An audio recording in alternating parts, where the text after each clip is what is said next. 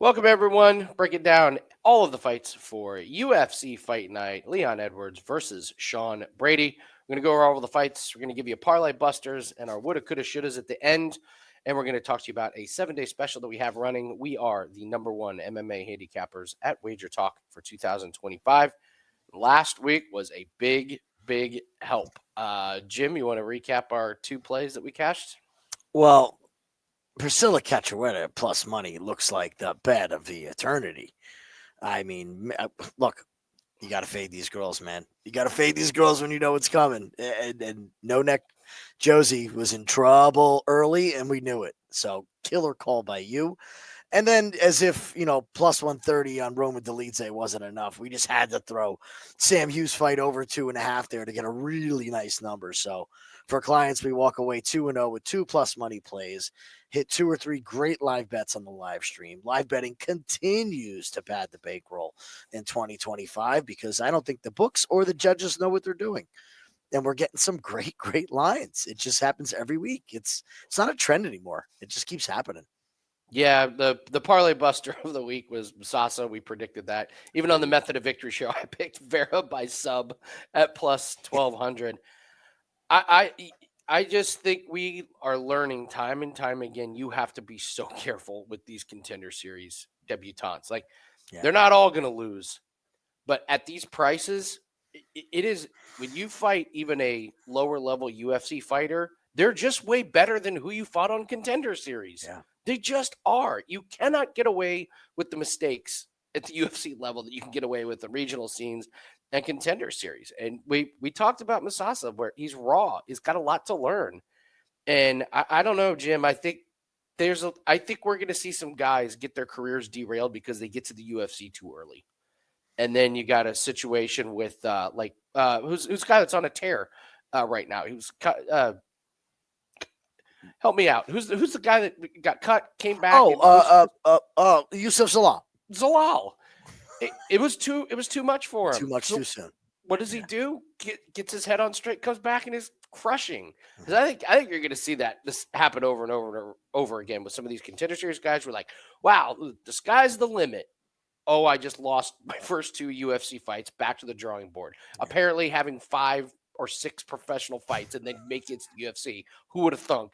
It turns out not to be good. So there's a reason why they don't let freshmen come out for the NFL draft. Yeah, it's the same thing. It's the same thing. Yeah. Like playing against a guy in college whose major is accounting, and then trying to block TJ Watt. Like it's a little different. So we're going to exercise caution and pick our spots and try and find money. I use the phrase, the best way to make money is to not lose it. You can lose a lot of money betting on some of these Contender Series fighters. So we'll exercise caution. All right, let's get into it here, Jim. Before we get started, everyone, please take a second, hit the like button. Come on. Hit it. Takes a second. Hit the like button. Also, leave us a comment. Tell us who your best bets are. Love seeing what everyone's betting this week. Appreciate you all in the comment section. And if you have not subscribed to the channel, go ahead and do that now. You get notified when all of our videos get released. All right, Jim, let's start. And we're going with Guram Kutateladze. I always nice job. Not too bad. Against Kai Fernandes. Who are you liking this one? Guram's got everybody shaking in their boots because we've just seen him make fights way closer than they need to be, make them way harder than they need to be, piss away third rounds. It just goes on and on with this guy. Look, let's get right to the chase here. I don't think Kai Fernandes is that good. I really don't. I think that he's been the benefit of good matchmaking, which has made him look like his skills are better than what they are. And against Guram, the only way Guram loses this fight is if he gets knocked out. He's going to get the wrestling going. And I think his cardio is going to check out. Guram's maybe not the striker that we thought he was, but I think he's going to have plenty to beat Kai Fernandes here. Now, Kai's proven to be tough. Again, tough, great characteristic. Not my favorite thing when it's the first thing you think of. What's the first thing you think of when you think of Kai? It's probably that he's a tough, scrappy fighter. But he doesn't have a skill set that jumps off the page. Guram has that wrestling which jumps off the page. So I'm going to pick Guram to win by decision We're going to hear a decision a lot tonight. And I think in front of this European crowd, we're going to get a lot of decisions. So give me Guram by decision over Kai Fernandes. Yeah, I'll tell you what, man. When Guram makes his UFC debut and fights Gamrot, and I still say one of the better fights I've seen in a long time, you're just like, man, this guy is going to be fighting for a title before you knew it. And then he loses a split to Tabor. He gets knocked out in the 30, and you're like, what is happening? Yeah. So he beats Vucenic. That is a close fight. And Jordan took that on short notice. So I mean, listen. We'll get to Jordan a little bit later. Jordan is no joke. That's not an easy fight for anybody. I'm with you. The difference in skill is just it's too much for Kai to be able to overcome here. Loses to DKC. He gets taken down. And to be honest, in the third round, he did not have much gas in the tank. And do not pay attention to his last fight where he gets the knockout over Muhammad Yahya. I said it before that fight. Muhammad Yahya is one of the worst fighters I have ever done for UFC. He is absolutely horrific. So Kai did what he was supposed to do, which was knock him out. But you're right. Guram is going to get the wrestling going, and I think this is an absolute clinic. You got to parlay it with something. It's like minus 550 at this point, or try and get cute and take it by decision. And you're right. Guram's not a finisher. It's not in UFC. So I think Guram by decision is probably the right play here. If you like, here's a line that doesn't make sense to me. Guram money line is minus 425. Okay. The over 2.5 is only minus 175. It's a Guram fight. He just doesn't go for the kill shots. If you're picking him by decision, yeah, just take the over 2.5. Take the over 2.5. It's actually brilliant. It is because then big difference. Yeah, because then if he does get sloppy and screws up and loses the third round, you're perfectly fine with it. So it's a good way to look at the lines on that one. Loughran and Nathan Fletcher. Who do you like in this one? Can I steal your line? Sure. I don't care who wins. Give me fight goes to decision. Amen. What else is more to say? Okay, Loughran has a brick for a head. He doesn't have punching power. He's got stubby arms. He's physically limited. Decision. Ever since he's been to the UFC, decision. And they're not even close. You go back and watch his fights. Nobody's wobbled. Right. There's a bunch of cage grappling. Everybody's bleeding, but nobody's hurt. Just one of those fights, man. There's a head clash. It's just it's the way this guy fights. Nathan Fletcher coming off of The Ultimate Fighter. Everybody talks about the fact he broke his leg. Okay. He gets the sub. I don't think he's subbing. First of all, how do you get under Loughran's chin to sub him anyway? That's one of the unsung things about Loughran is it's so hard to get your arm underneath his chin. It really is. And he's got those stumpy arms. He's hard to armbar. Like it's like trying to grapple a bowling ball. I don't know how he's going to do it. I don't see the danger from either guy, man. I mean, obviously Fletcher, his finish condition is submission.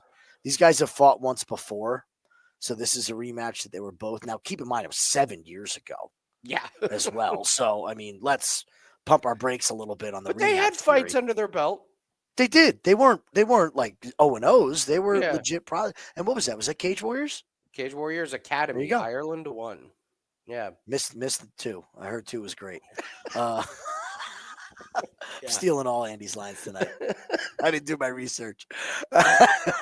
So give me the over, man. Give me Ficos. I'm not betting on either one of these guys. There's no way. I have nothing more to add. That is exact read that you have on this one. Just figure out how to make money on Loughran and the overs. Shauna Bannon and Pooja Tomar. All right, now it's my turn. Hit it. I don't care who wins. Fight goes the distance. Talk about two women that have no finishing abilities. Neither of them are knocking anybody out, and definitely neither one of them are submitting the other one. They're both fairly limited. Tomar makes her debut, and she looked way better than we thought. Now, she didn't look great, but Mhm. I will give her credit, man. She showed up ready to go. She is so valuable to UFC. Um, Big social media following in India. That is a super valuable audience. And let's just say the Indian fighters have not fared well in the UFC. I just didn't expect her to do well, but she was aggressive. She had good volume. She got the win. I can't. I have nothing negative to say about her except the fact that she is just fairly limited in what she can do. And Shauna Bannon is kind of the exact same. Give her credit. She gets the win against Alice Arlene in a split.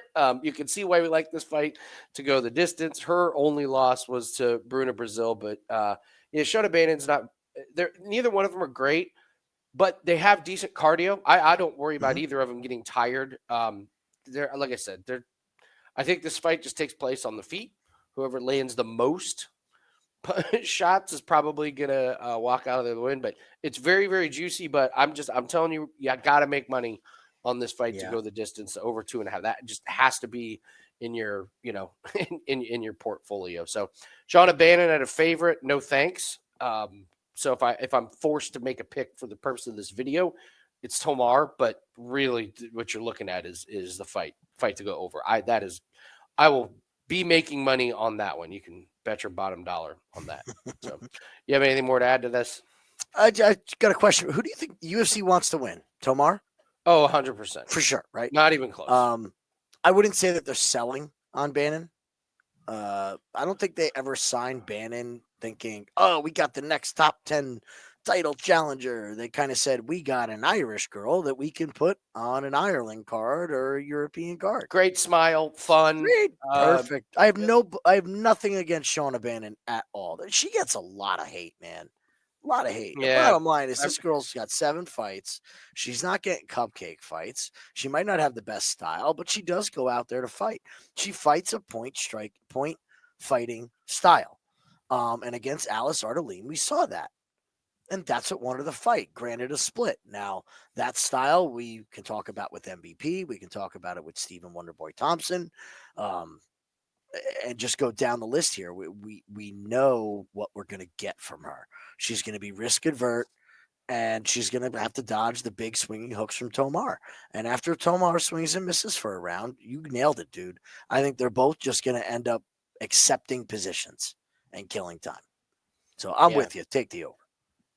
All right, move on to Andre Pulyaev and Christian Leroy Duncan. So when we watch Contender Series, we did all these write-ups. I haven't been pulling them up, but I wanted to pull up Pulaev's notes that we made. We said striking was on point, really beat up Liam Anderson on the feet. Great body kicks, great clinch work. Physicality an issue in the clinch, got held up against fence.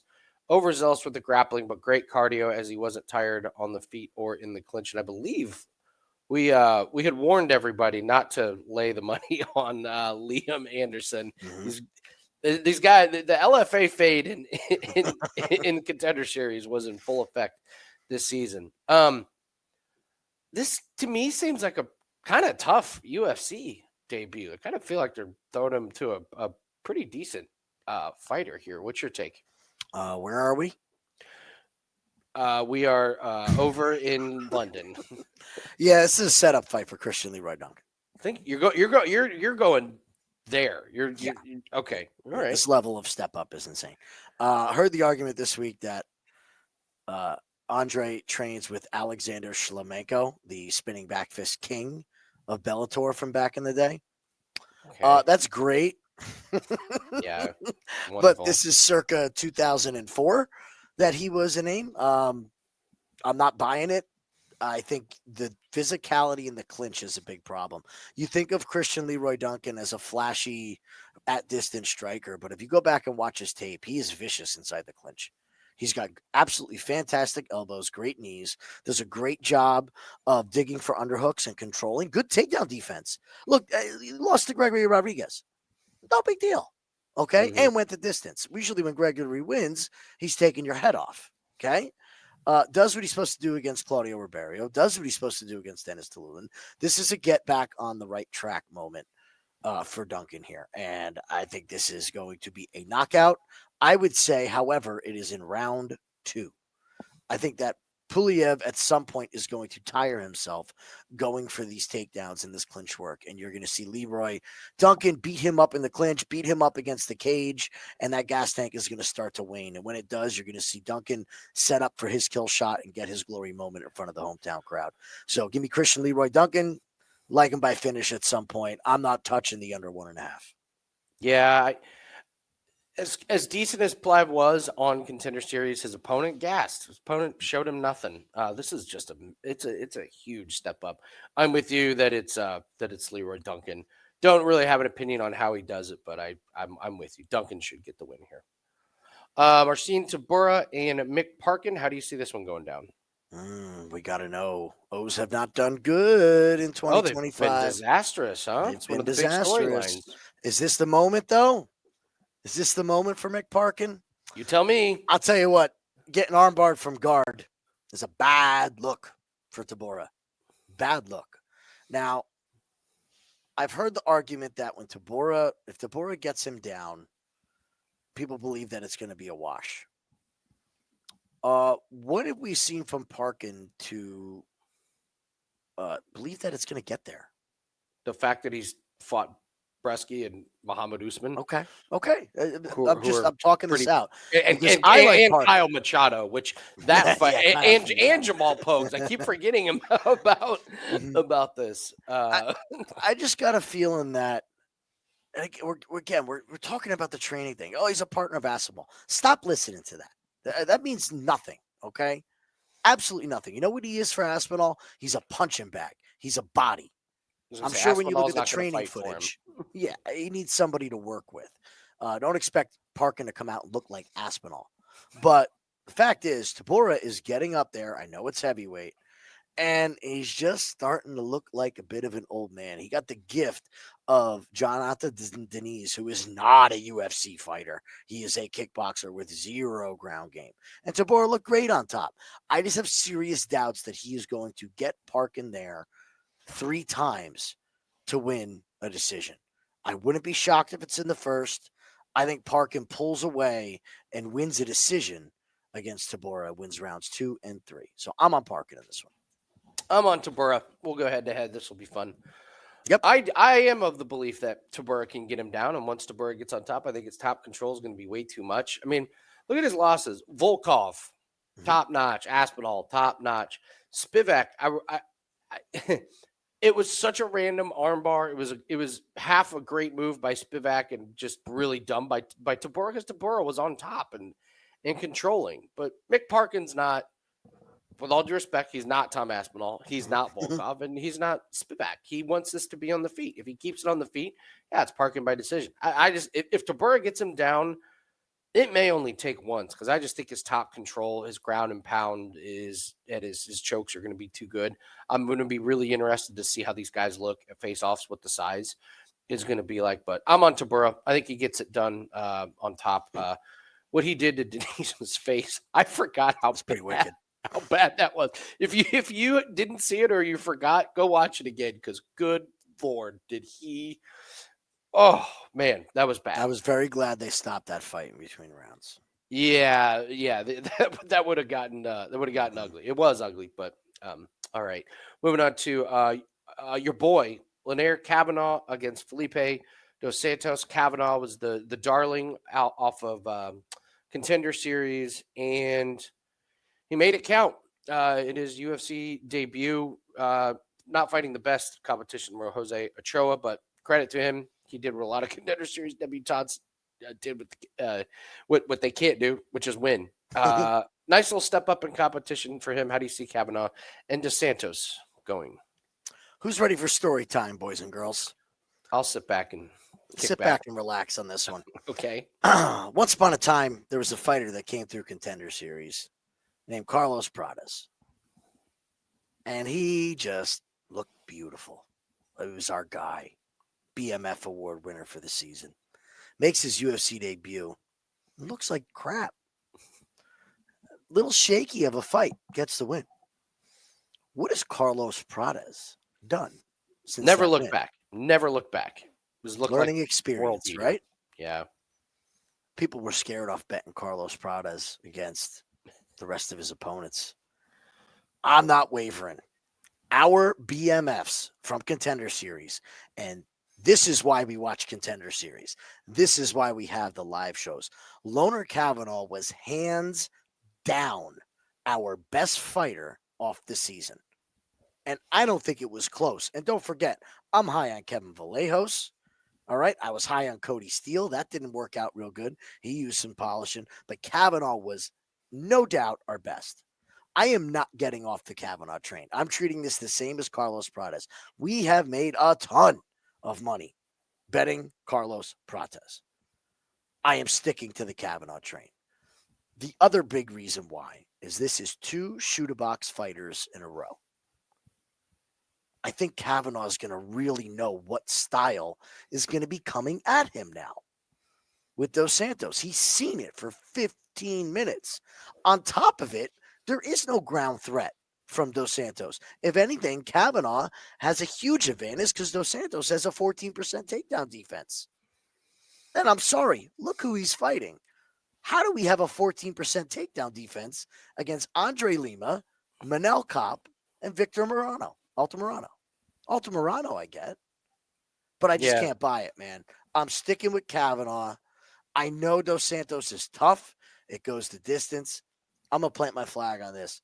Kavanagh by sub is a sneaky look in this fight because if he decides to wrestle with that takedown defense, the speed of Kavanagh, I think is going to really shine against Dos Santos. And I really hope they give Dos Santos a step down in competition in his next fight and don't cut the kick because I do think he's got skills. But I am not in a million years fading my number one with Felipe Dos Santos. Loughran all the way. Yeah, I like Dos Santos. Guy came in and went the distance against Kopp in his UFC debut, and I was like, oh, wow, we're going to see from this one. And then pretty shaky against Altamirano, who's not great, but he does get the win. And then he just gets dominated on the ground by Lima. I mean, Lima really, really put it on him. I was really disappointed in that performance. I think you just have to keep riding Kavanagh. I'm with you. I think your reads have been spot on with him. I also throw in Kyle Barallo, who we've ridden from Contender Series. These guys that we've had great reads on Contender Series, we'll go ahead and tell you when we think he looks like the real deal and when they don't. We've been pretty good at who's the real deal and who isn't. So how many do we have? Right, we have those 3. When we saw Kyle, we were on him instantly. When we saw Prates, we said this guy they're going to throw right into it. Yeah, right? and Gene Kavanagh Silva was a surprise. Yeah, I mean Kavanagh. We were on Kavanagh. It's Kavanagh, right? Yeah. So those absolutely. 3, I mean, yeah, take the number 1, man.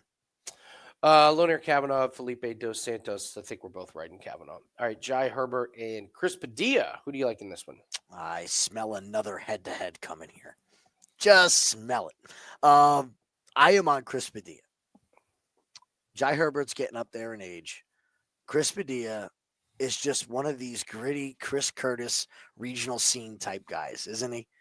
He's got it's like Chris Curtis light. Okay, right? All right. Good everywhere. Rongju impressed in his last fight. He still showed that damage on that eye, and we'll talk about that eye the next time Rongju gets a fight. I can tell you that much because that eye, it ain't looking good. And Chris Padilla is the one that caused that damage with that elbow. So that's a good win, man. That's a good win to get a stoppage against a tough guy. I just think this fight is going to end up dirty. And I don't know if Jai Herbert can win a dirty fight. He was looking great against the champion. I don't know why I'm Tabora.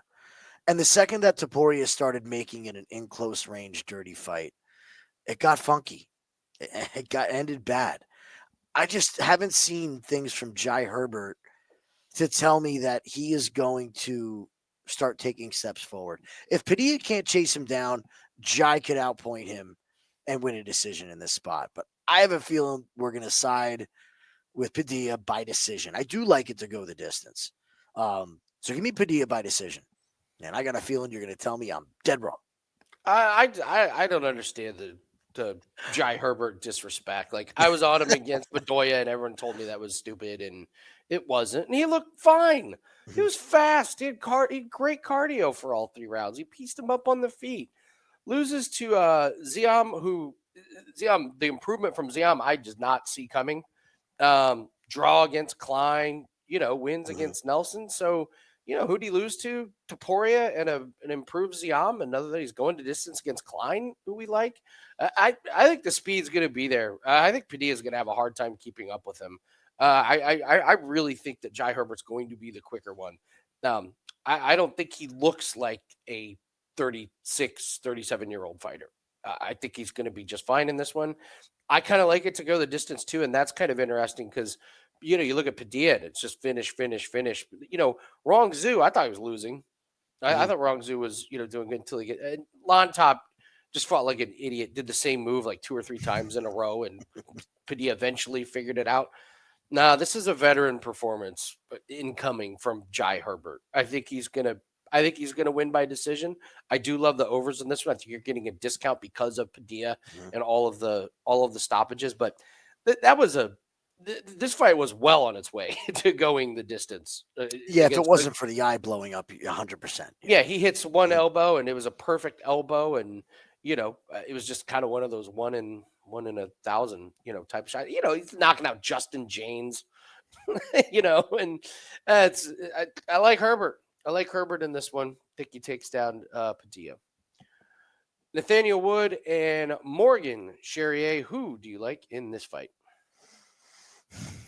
I like fight goes the distance. Me too. And it's too. I know we sound like broken records, but I got to tell you, some of the weeks that we sound like broken records are our most successful weeks because we're not reaching for money lines here. How can you pick a side in this fight? Nathaniel Wood gets blasted in round 1 every fight, and you think he's going to get knocked out. And if you have a bet on him, you're shaking in your boots. And then next thing you know, it's the third with a minute left, and you're wondering who won the fight. These unanimous decisions. Yeah, look at all these decisions. I'll tell you right now, a lot of these unanimous decisions, I do not believe deserve to be unanimous by any means. Okay? It's like, not only that, how has this guy not gone to multiple draws, getting 10-8'd in the first? Because he just gets blasted. Charrière does have the striking power to hurt Wood, but we've just seen him be able to calm the storm, get the takedown, recover. The next thing you know, it's round 2. And the fight starts all over again. And he's like, all right, now I got to win 2. And what does he do? He goes to the wrestling. He goes to the grappling. Volume is not increasing usually. He's more managing it. And I'm not going to buy into this knockout of Gabe Miranda. All right? We know Gabe Miranda really well from PFL. And that is not some astonishing feat. So I think it's going the distance. I think this is one of my favorite overs on the card. And I don't care who wins. I am not picking a side in this fight. Yeah, this could look a lot like the Chepe fight. Action up against the fence, guys landing shots, but really not able to, completely, KO or wobble the other guy because they're both tough. I've been a Charrière fan for a bit. I was worried. You just saw he had some finishes, here at Cage Warriors, but before that, you did have to worry about the volume wasn't there, the aggression wasn't there, but he gets the it's not a great opponent in his UFC debut, but I thought he won the Chepe fight, and then he gets the win against Miranda. I think I think he's really good. I think he's really improved from his days on the regional scenes. I think he gets the win here. You're right. I think it's close. Nathaniel Wood, is going to be coming with leg kicks. And so Charrier's got to avoid those. But yeah, I'm with you, man. I'm with you that I'm probably not. I'm not probably. I'm not betting on who wins this. I just over 2.5. I'm going to make money on this card going forever. this card may last forever. So yeah, I think we're riding the train of the overs in this one. Here's a fight I will not be taking an over on. Chris Duncan and Jordan Vucenic. Who do you like in this one? Love Jordan in this spot. Don't love Jordan for the reasons that everybody else loves Jordan. Okay. It is extremely lazy to say, well, look what he did against Guram. He should beat Duncan. That is extremely lazy. It is a short notice fight, first of all. Neither guy had a time to prepare, right? So from the Guram perspective, he's fighting a guy who's legitimate Okay. Jordan is a legitimate prospect. Who was he There's a supposed- reason why these guys make it to the UFC without going on Contender and without going on Ultimate Fighter. Yeah, he was You don't- supposed to fight Abdul Karim Al Sawadi. Yes. I'm sorry, he got to step up, I think. Oh, well, let me ask you, who do they want to win, Jordan or Al Sawadi? George, yeah, I think yeah. they wanted Jordan to win on that one, that debut. So let's just say that was a little bit different. I like Jordan because of Chris Duncan. So I'll tell you, Jordan's got a great ground game. I think he's got fantastic boxing. He has excellent cardio. I've watched a lot of his fights. He fought Paul Hughes twice. And if you're not watching Bellator and PFL, you are missing out on information from these guys cross-fighting each other in each organization. Paul Hughes could be the world champion right now and is not, in a very close fight. So very impressive for Jordan to be looking good against Paul Hughes. Hughes impressed me a ton against Nurmagomedov a couple months back. Chris Duncan is the luckiest guy I have seen in a long, long time. Okay? Out on his feet on Contender Series, and he lands a Scott Smith like knockout over Drago, where his ribs are just throws the hand and puts him out. Okay, great, awesome. He gets the shot. Omar Morales, we've seen nothing from him. Ashmouz, guess what happened in that fight? Let's not mention this in our breakdowns. We'll just talk about how he won. What happened to Ashmouz in round 1? You remember? What? Broke his arm. Broke his arm. Yeah, he broke his hand. So he fought the whole fight with a broken arm and takes him to decision. Yeah. Need I continue? Manuel Torres, guess what happens? Nukes him. Yeah, runs right Out. through him. Oki dives into a guillotine, sticks his neck out there after he's dominating the fight. This guy, I'm not going to say he's a frog. He's a tough guy who throws hands, but he is not as good as people think he is. And he's about to run into a fully prepared Jordan who is going to wash him on the ground if he decides to. I think the grappling advantage is absolutely massive for Jordan in this spot. And all he has to do is mind and P's and Q's from Duncan's right hand, because that's all he has is a stiff right hand that can put you out. Love Jordan in this spot. I think he submits Duncan. I think he finishes Duncan before the round 3 starts. I could see round 2 just working him on the ground. Yeah, Jordan Vucenic by finish would be a way that I would look at this one. I mean, Chris Duncan said, like, every fight to me is kill or be killed. Like, you're just looking for a finish, and that's the way he fights. Credit to him. It's worked, but I'm with you, man. That submission against Oki takes him down, and I don't know what Oki was doing. It looked so bad. And then, against Torres. But, yeah, to go to decision against Ash with the broken arm and Omar Morales. And you're right. If he doesn't land that Hail Mary, we never hear from him ever again against Charlie Campbell. Like, we just don't. It was a wild fight, maybe one of the wildest turnaround. Certainly the wildest turnaround on Contender Series. It's the best comeback. That's the best comeback. So, I think this is a clinic. I think Vucenic just puts on a really, really nice show. And again, this is a thank you fight. Thank you for the last second fight against Guram. Here's Chris Duncan, a guy that you match up with beautifully against. So, take Jordan Vucenic in that one. All right, we're going to get to the main card. But first, we mentioned the 7-day special. We're running over at WagerTalk. Instant discount down to $69. Listen, we keep talking about these specials, and then we keep winning. Last 7 days, we're up 28 units. We just crossed over plus 80 units for 2025. Those are real numbers. Our bankrolls are growing. These are the exact plays that we use to build our own bankrolls. Our clients' bankrolls are growing. If you've been in the Discord, you've seen the clients very, very happy. So we're running a 7-day special, 30% off.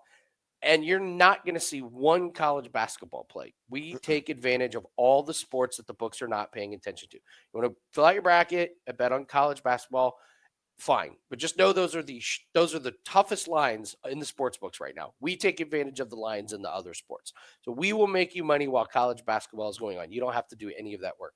Me and Corbin, Jim, we're talking. I think we may have 9 different sports this weekend. We're up there. Yeah. It's going to be it's going to be crazy. A wild week. Yeah. So that's where we do our damage. It's not on the marquee games. It's on the off the beaten path. We're number one in MMA in 2025. We're number one last 365 days, number one last 2 years. I can go on and on and on about number one. But the most important part to know is that we bet every single play that we put out. That's probably one of the main reasons why we're successful is when you got your own money on it, you better be really, really sure of that play. So 7 days, you get all the plays. We do have 2 UFC plays that are up right now. And we've got NBA, we've got NHL, we've got lacrosse, we've got Formula One race, we've got NASCAR. We have a cricket bet for this week. So the Winning in the Shadows team is tennis. Corbin has multiple tennis plays. The Winning in the Shadows team is here for you. We can help build your bankroll. This is for serious bettors that want to take their bankroll like a business. This is not for casual bettors. If you're just playing for fun, the special is not for you. Our plays are not for you.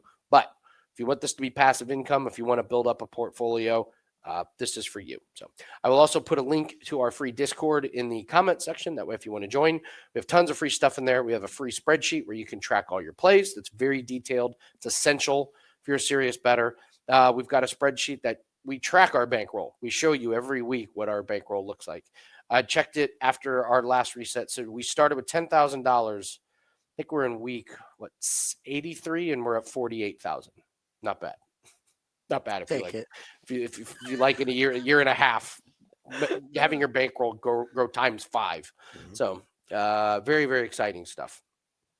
All right, let's talk Molly McCann and Alexa Thainara. I was out of town when Thainara fought on Contender Series, so I don't have the notes I wrote, but I went back and watched it. Wow, man, she's a firecracker. She does not stop. She loves striking. Showed some takedowns, but really didn't seem that interested in being on the ground. A lot of it was, kind of letting her up. I loved that hammer fist that she would let she would let the girl up, but as the girl was getting up, she'd smash her with a hammer fist. It was really good. She marches forward. She has really, really good pressure. My God, Jim, can she get hit? Holy mackerel. I didn't see hardly any punches being blocked in that fight. But to me, what in the world are we going to get from Molly McCann? That's, to me, what this fight comes down to. So I'm really curious. What do you think we're going to get from Molly McCann and from Alexa Thainara in this one? I don't know yet on the Molly side. I've done really good at knowing the second that we see her in the presser. Molly? Yeah. This is great. I love this. She's one that I feel like I have a great read on what mental state she is coming in, where she's at in her life. Molly has made no bones about it, and she has said that her personal life greatly affects how she performs. And I don't wish anything bad on Molly. I wish nothing but good stuff for Molly McCann. I love Molly McCann. Love her attitude. Love how they speak out about depression and really how to be good people. I don't know. Do you know anybody who's got a bad thing to say about Molly McCann? No, of course not. No, she's great. Okay. Well, people that bet on her in some of her fights. That's their fault. Look what we've had going on with Molly here. No distance in grappling, no distance against Belbia. This Bruna Brazil fight, didn't we get a stoppage? Not a finish, but we had a stoppage of time because it was a low blow. Right? What do we always say about totals? You give me a low blow and an eye poke, that thing's going the distance. Doesn't matter, boys or girls, okay? So I think that's what led us to the decision there. Also, Bruna Brazil, not exactly a blazing finisher by any means. No, you're right. Yeah. These two girls decision. Yeah. So, I mean, I'm not going to hold too much stock in that. And it was a butt kicking. But Molly has said that she was not right after that low blow. She wasn't. She just didn't feel right. I think that we're going to get a car crash here. If you're Molly, you know the end is near. You're in front of your home crowd. They're giving you a Contender Series fighter. You have to go and impose your will. If we get the Molly not the calm, happy Molly like last time, we get any kind of inkling of Molly being Molly, Yeah. then this is a under 2.5 because both of these women are going to get hit a lot. Both of these women have holes in their game. Thainara's got great submissions and Molly can't grapple. Okay. Molly hits hard and Alexa gets hit. So I think you're getting finishing upside like crazy. And we're going to go back to the Molly McCann fight doesn't go the distance at plus money at plus 165. So that's where I'll be looking here is this fight doesn't go the distance. There's a lot of unknowns with this one. I will not be betting it but you're right. The unders is probably the way to go. And yeah, to me, this comes down to Molly McCann's mindset. If she's locked in, she is going to have success on the feet against Thainara, and a lot of success. Now, if Thainara can take her down, but it's just interesting. Like I said, on Contender Series, Thainara didn't seem like she was that interested in staying there. But she does have submission finishes, a couple of arm bars, rear naked chokes. So we know she can do it, but you're probably right. The under is the way to go in a Molly McCann fight. There's multiple paths. There's knockouts. There's submissions. Like you can see multiple things happening here. So real quick, I got to give my funny stat about Thainara. I forgot to say it. Her combined opponents wins after she fought them. You take Bruna Brazil out. Or was it Bruna Brazil or? Bruna lost to Kong Wang. No, go to Alexa real quick here.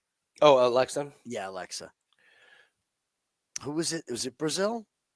Oh, when she lost to Bruna Brazil? Yeah, Bruna Brazil. So if you take Brazil out, the combined win of all of her opponents after she fought them is 5. Oh, wow. And it's by 2 fighters. Really? So half of these girls that she has fought haven't won an MMA fight. Wow. That's really interesting. Since they faced each other. They didn't climb the ranks. They weren't prospects. So just quell your expectations with Thainara here. A guy that you have been fantastic on predicting, Kevin Holland faces Gunnar Nelson. You're the resident Kevin Holland expert. What are you doing in this fight? Because you've been right every single time. Let's go down our checklist. We have a Kevin. If you're in our Discord, you would see that I posted the Kevin Holland checklist today. So, question 1: is Kevin motivated? It's at 170. Maybe a little bit of motivation. Number 2: does Kevin need money? Kevin always wants money. So yeah, Kevin needs money. Question 3: can Kevin's opponent grapple a lick?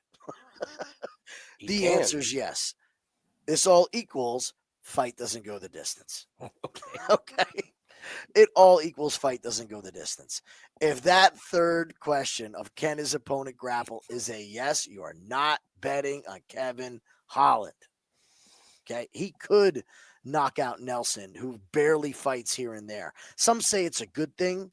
I don't think it's horrible. Maybe he's just content not to be a title challenger, and he wants to fight once in a while and doesn't want to take the damage of having 4 fights a year. But the bottom line is if he takes Kevin down here, he's going to choke him unconscious, and he's going to do it quick. If he can't, Kevin's probably going to knock him out.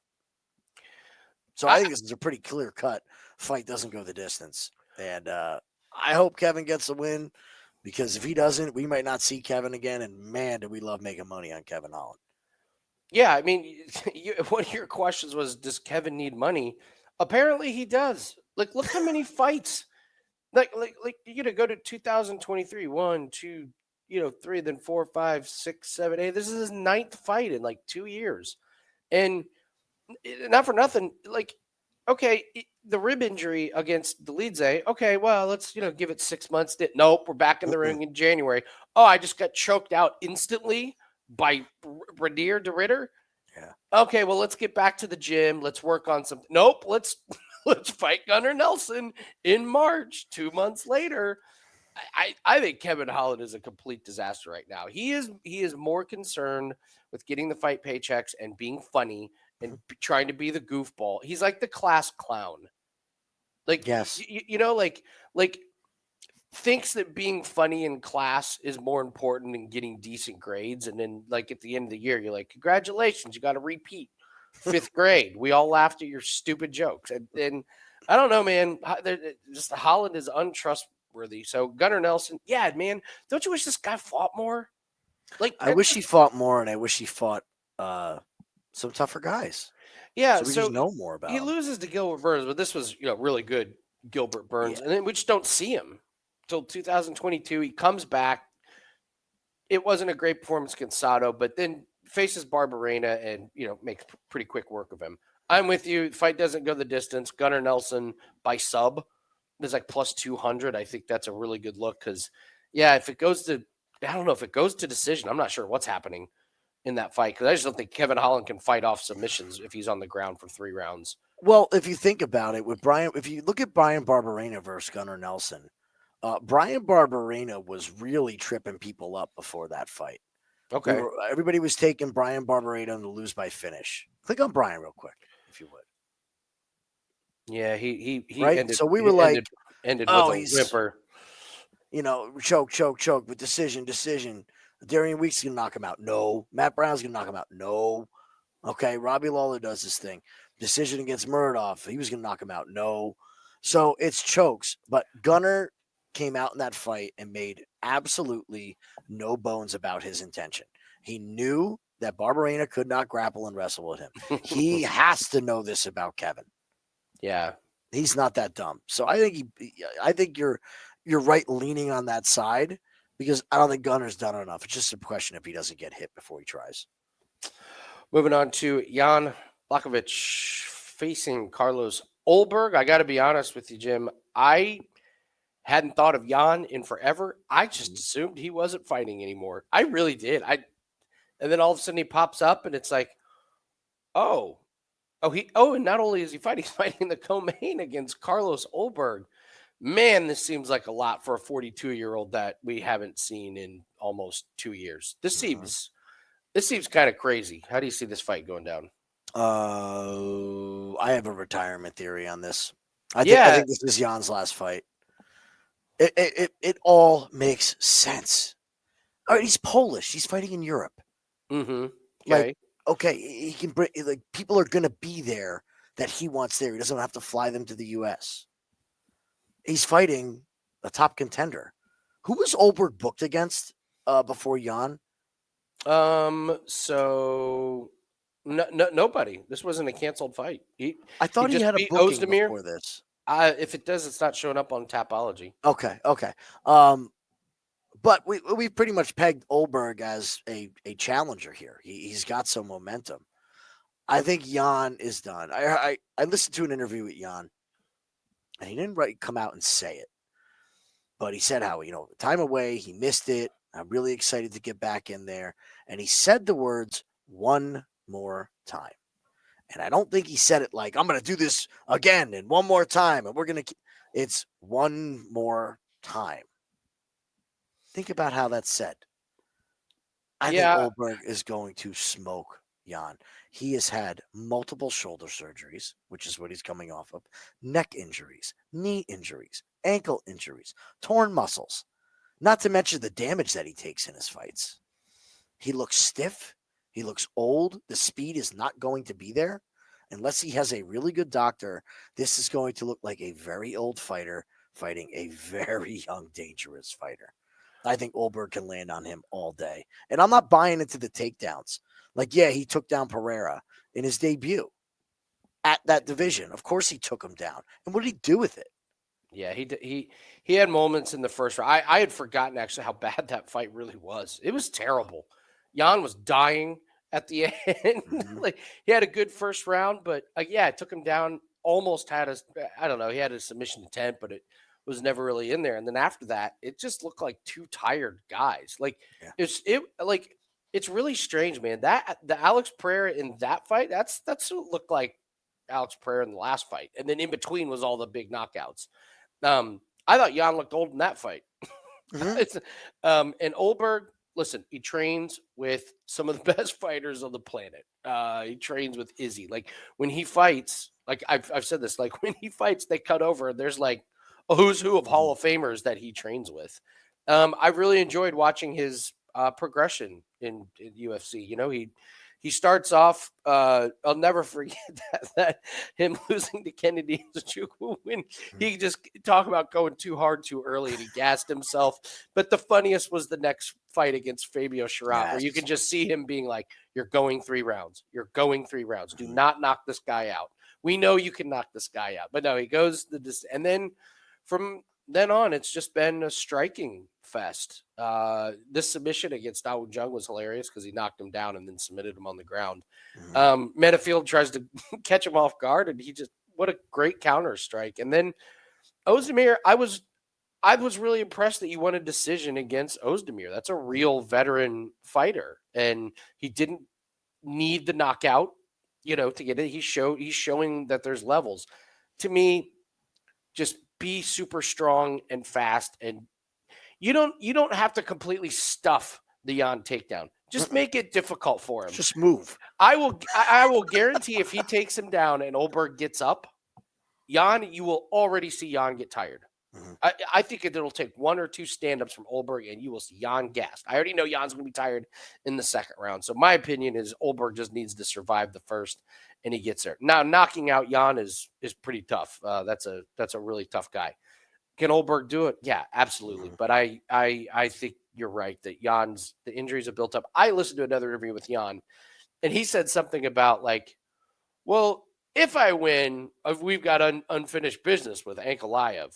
But if not, we'll see. And I was like, oh, Jim may be onto something with the Jan. It's like, okay, wait a minute. If you win, you want a title shot. But if title shot of retirement. Which is, listen, I get it because like what else are you gonna say? But and yeah, at 42, if you do lose this one, what are you gonna do? Fight 4 more times to get a title shot? No way. So I think you might be onto something with that one. All right, move to the main event. Leon Edwards and Sean Brady. How do you see the main event happening? I'm not quite ready to buy into Sean Brady. I'm just not. I bought into Sean Brady. And I'm glad I got off the train because I don't need that kind of stress in my life. Okay. There's enough fighters to stress about. I'm not a fan of the camp that Brady comes out of to start with. So there will be a little bit of bias here. So take that into account as I give you my predictions on this one. But I just don't like the improvements that you see from that camp. Now, Brady looked great with his hands in his last fight. Okay. Looked great. But, I'm sorry, the Gastelum fight. Looked great with his hands, got the grappling going, got the submission. I don't know, man. Going to the decision with Gilbert Burns in 2024, are we supposed to is that where we're going to hang our hat? The Gilbert that has a round and a half of cardio and an overhand right, and that's about it? Yeah. And can't grapple anymore? Yeah. Which is wild to think about.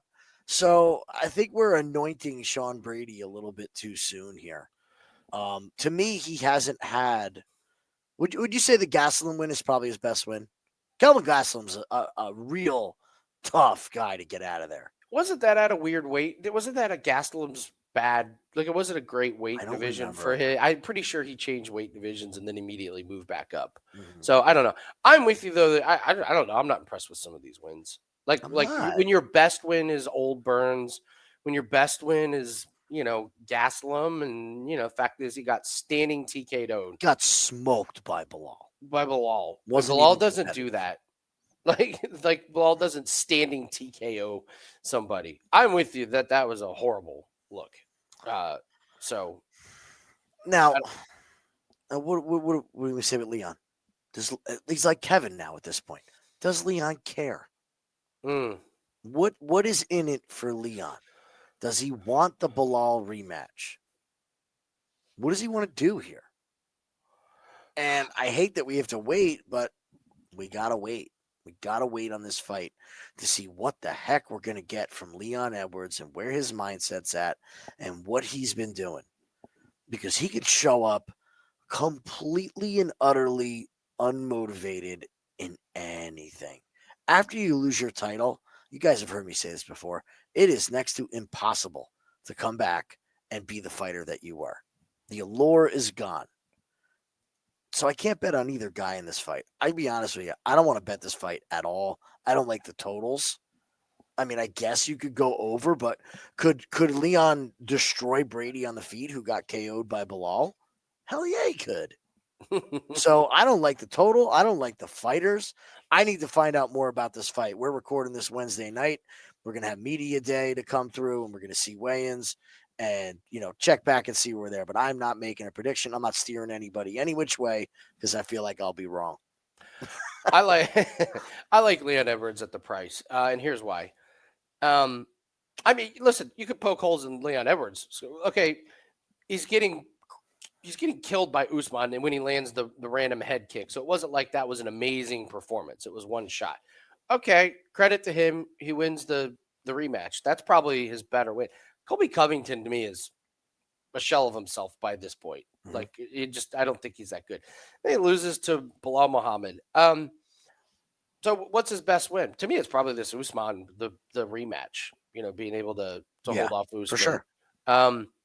Here's my worry with Brady is that this is 5 rounds, and that's a lot of man. Like that's a lot of weight. Brady is probably going to take Edwards down, but Edwards is going to be able to get back up. And over 5 rounds, I think Brady gets tired. I think this is a really active Leon Edwards that Brady should have success early on, and he probably gets multiple takedowns. But you look at some of these fights, and like what was it? Edwards got taken down 9 times in a fight. Well, that means he got up quite a bit. True. He got taken down 9 times total against Usman in the 2 fight. Well, guess what? He kept getting up. And Brady, it's one of these guys where when Brady gets you down, and if he can hold you down for the round, it doesn't require all that energy. But the constant standing up and trying to take down for 3 rounds, that might work. I just don't think it's going to work for 5 rounds. I think eventually it's just going to be too much. And if Leon has success on the feet early and thwart some of the takedowns from Brady better bank some rounds early. Otherwise, I think Edwards, who's used to 5 rounds, is just going to see this one, go the distance. Maybe Brady. I could actually see a late finish from. That's Edwards. what I'm saying with the total. I don't think it's a lock. This is a decision, distance. man. Yeah, if Brady does get that tired, this is a guy who got standing TKO'd by Bilal Muhammad in the 3rd round or in the 2nd round. So I like Edwards at the plus money here over Brady. I'm just not sure why Brady's the favorite. I don't know. I don't understand why Brady's Brady always has great love in the betting market. Mm. Always has. People love Sean Brady. Sean Brady. Yeah. I'm just not there. Okay. All right. Fair enough. All right. Let's get to the Parlay Buster and the woulda, coulda, shoulda. What Parlay Buster? What piece do you think people are going to be putting in their parlays? You think it's going to blow up in their face? What are they looking to bet on this? This is pretty tough. I tell you what, a lot of these lines are close. I think a lot of the big favorites roll, so it's a tough one to pick. You don't have to if you don't have a good one. You know what? I don't have I'm going to go. I'm going to take Alexia Thainara. I think Molly gets a win. If we hear the Molly that we know and love, God, you ain't kidding, man. That striking defense against Molly the Marauder. Oh boy. So yeah, give me Molly to pull the upset. Thainara drops the ball. I'll go with you on that one as well. There's not a whole lot of candidates who I like. Like you said, a lot of these lines are pretty close. So I'll go with Thainara, just fading the debutante coming from Contender Series. All right, woulda, coulda, shoulda. What is the fight that at the end of the card we're all going to be like, man, why didn't we bet way more on that one? What's going to be the one that looks really obvious? Well, I know the one that's the most obvious, and I know you want to say it. I haven't made up my mind here. All right, I'm going to steal it from you. Okay. I think we're going to look back when Gunnar Nelson's choking Kevin Holland out in the first round and say, why the heck did we play Gunnar by finish or Moneyline at minus 125? That's true. He looks minus 700 in round 1. You're right. That's the obvious one. Because if Kevin Holland gets submitted early, we're just going to be like, oh my God, it was right there. We talked about it and we didn't bet it. We didn't bet it. I will go with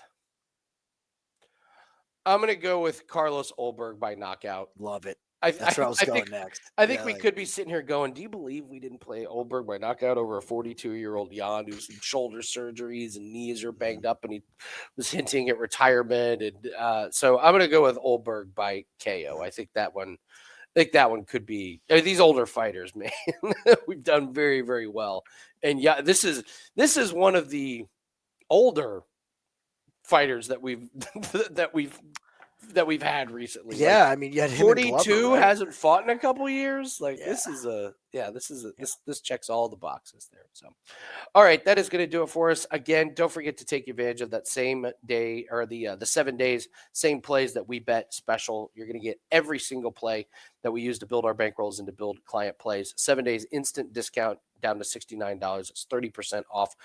We're up 28 units in the last 7 days. We're up 80 units already in 2025. So don't miss out on any of these plays and these profits. If you've been sitting on the sidelines, time to get in the game. You got to build these bankrolls up. This is what we do for a living, and this is a business for us. So you can follow all our plays 7 days at $69. All right, that's going to do it for us. Good luck on all your plays. We will be live on the Winning in the Shadows YouTube channel doing Takedown Live on Saturday. I believe it starts in the morning for us, early afternoon. I think it's like early 1, 2 afternoon. o'clock. Yeah, Okay. something like that. Yeah, we'll be doing live bets, predictions throughout the event. And then, of course, we'll have our method of victory video on the Winning in the Shadows YouTube channel. Make sure to check that out. Good luck on your plays, and we'll see everyone later. Good luck, guys.